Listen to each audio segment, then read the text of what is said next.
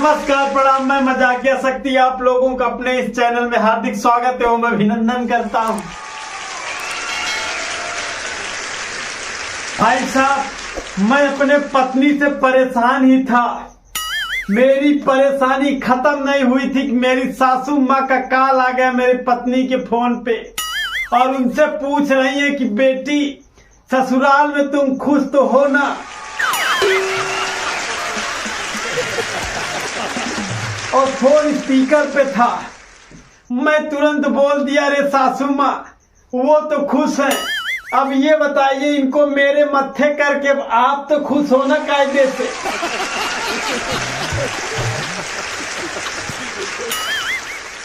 अच्छा, मेरे इस बात से वो समझ गई कि दामाद जी नाराज हैं। उन्होंने मुझसे कहा कि बेटा तुम आओ घूम जाओ ससुराल अपने, मुझे कुछ नाराज से लग रहे हो। अच्छा, मैं भी सोचा चलो यार यहाँ बैठे ही हैं, चलते हैं ससुराल, ही ना हो तो कुछ विदाई ही मिलेगी।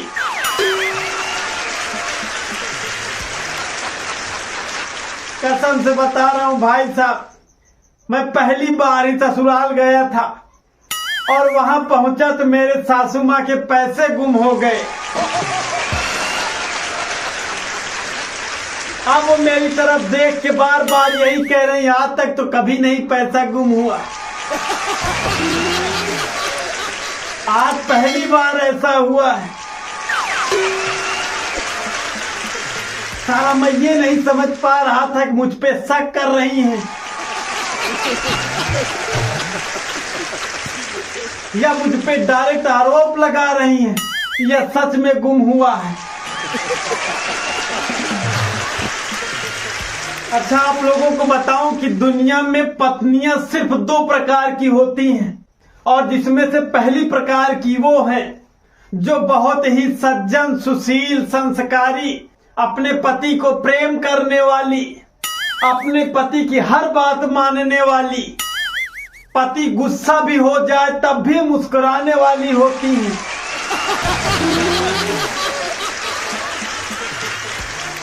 और दूसरे प्रकार की जो होती हैं, जो दुनिया में सभी लोगों के पास हैं, वो होती हैं, मतलब जो पहला प्रकार मैंने बताया, ऐसी प्रकार की पत्नियां बनी ही नहीं है। और होती भी हैं तो सिर्फ ये देवलोक में पाई जाती हैं, मृत्युलोक में ऐसी नहीं पाई जाती।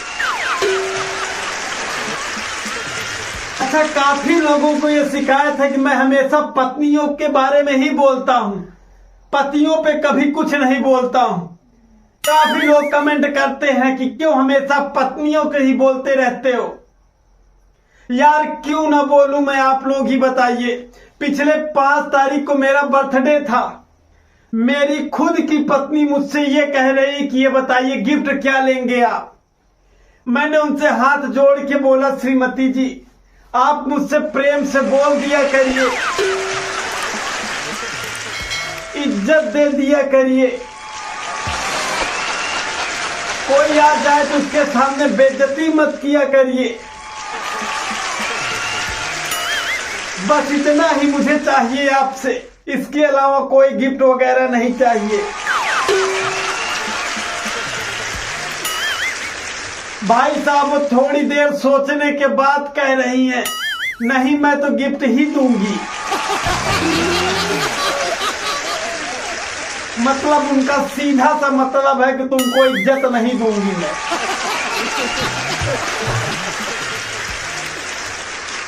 अब बताइए, ऐसी पत्नी मिलेगी तो आदमी शिकायत नहीं तो क्या करेगा, उनकी तारीफ करेगा। आप लोगों को बताऊं कि कल मुझे एक बड़े सुलझे हुए अंकल जी मिल गए थे, मतलब वास्तव में बहुत ज्यादा सुलझे हुए थे। उन्होंने मुझसे कहा कि बेटा मैं पूरे 35 साल से गीता का उपदेश सुनता हूं और उसी उपदेश के हिसाब से काम करता हूं और उसके ही अनुसार मेरी जीवन की सारी दिनचर्या है। अच्छा, उनकी बातें सुनकर मेरे मन से उनके प्रति सम्मान आ गया, बहुत ही सम्मान देना चाहा मैं उनको। तभी मेरे बगल एक अंकल जी बैठे थे, वो चुपके से कह रहे गीता इनकी पत्नी का नाम है।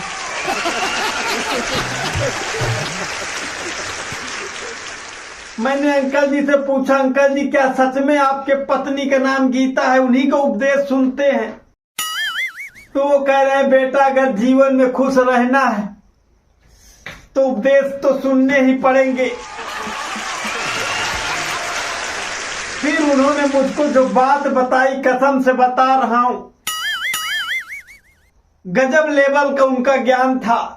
उन्होंने कहा बेटा जीवन में खुश रहने का एक और मंत्र तुमको मैं बता देता हूं। मैं बोला बता दीजिए अंकल जी, लगे हाथ।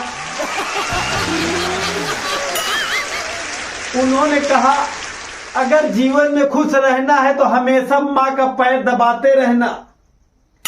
मैंने बोला ठीक है अंकल जी। फिर उन्होंने बाद में एक लाइन और बोल दिया।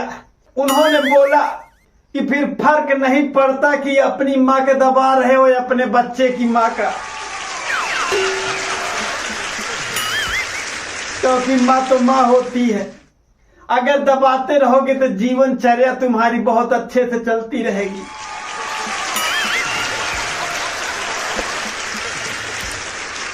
मैंने भाई साहब अंकल जी को साष्टांग प्रणाम किया था उसी समय।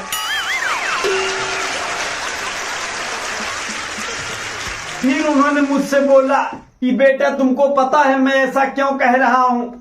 मैंने कहा नहीं अंकल जी, अब लगे हाथ ये भी बता दीजिए। तो उन्होंने कहा कि पंडित जी की कथा और बीबी की बातें भले न समझ में आए लेकिन इनको सुननी पड़ती है मजबूरी में।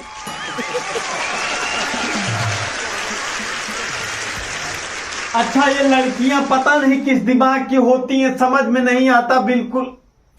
आप सोचिए कि ये शीशे के सामने बैठ के 2-2 घंटे तैयार होती हैं, उसके बाद दूसरों से फिर पूछती हैं कि मैं कैसी लग रही हूं। मतलब इनको खुद पे भरोसा नहीं होता कि मैं अच्छी लग रही हूं कि नहीं।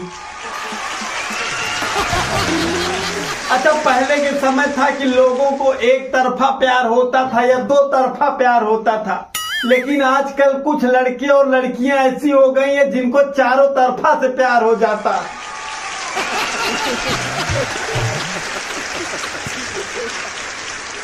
मतलब कितने भी लोग आ जाएं इनको कोई फर्क नहीं पड़ता। अच्छा शादी के बाद ये जो लड़कियां होती है ना, इनका भाई साहब अलग लेवल का एटीट्यूड हो जाता है। सच में बता रहा हूं, इतनी ज्यादा भाव खाने लगती हैं क्या बताऊं। अभी पिछले कुछ दिन पहले मुझे मेरे साथ पढ़ने वाली एक लड़की मिली जो विवाहित हो चुकी है, शादीशुदा है। मैंने उससे पूछा मुझको पहचान रही हो? हम दोनों साथ पढ़ते थे।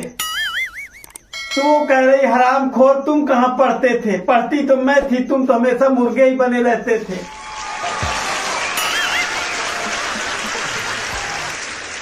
मतलब यार घोर बेइज्जती मेरे मुंह पे। अच्छा उस दिन मेरा समय ही खराब था, सच बता रहा हूं। मैं जूता लेने जा रहा था, मैं एक जूता के शोरूम में गया, एडिडास का जूता देखा। भाई साहब जितना मेरा महीने की कुल सैलरी है उतना उस जूते की कीमत थी। कसम से बता रहा हूं, मैं अपने आप को इतना शर्मिंदित महसूस कर रहा था कि मतलब मेरी एक महीने की कमाई एक जूते के बराबर भी नहीं है। भाई साहब जो मुंह लेके गया था मैं, वही मुंह लेके फिर फुटपाथ पे आके 375 रुपए का जूता लिया।